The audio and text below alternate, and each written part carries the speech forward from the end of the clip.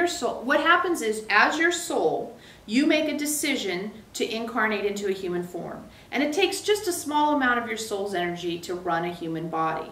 So let's just pick a number. Let's say 10% of your soul. It's much smaller than that, but it's easy just to work with round numbers.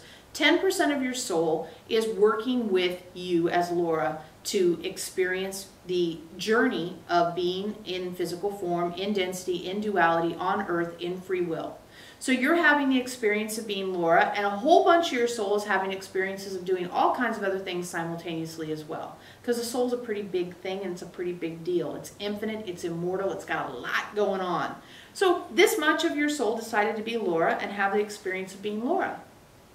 And what's interesting to us is that, let's say this much of your soul has been allocated to this incarnation. You know, usually you guys are working with like actually this much. And what we hope to help you do is to increase the amount of your soul that's allocated to this lifetime that you're actually accessing and working with. Okay? So hopefully that clarified that little part of her question. And, or was it a wannabe from in between?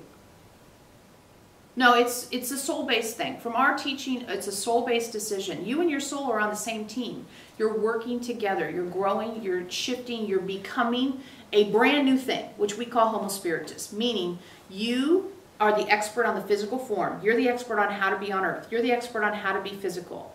And you're raising your vibration through living consciously enough to allow your soul's perspective, which of course vibrates at a very high rate, to infuse or come into your body, and you collaborate between the two of you, because really you're all one anyway, but you're collaborating to have a third kind of experience, which is what we call Homo Spiritus. So you have your soul being your soul, you have Laura being Laura, having a physical experience that's connected to the soul, of course, and then you have this merged being, which is the wisdom of your soul and the wisdom of the physical combined to create what we like to call Homo Spiritus, or the ascended being that walks the physical form through earth, having a completely different experience than you do when you're actually acting from the fear-based operating system as Homo sapiens.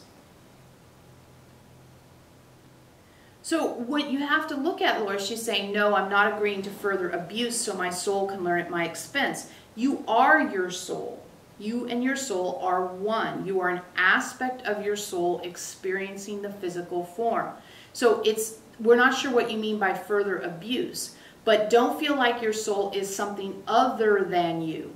One of the ways we've described your soul is, let's say you go to college and you start out as Laura, and then you have Laura who knows calculus. The Laura who knows calculus isn't somehow superseding the old Laura.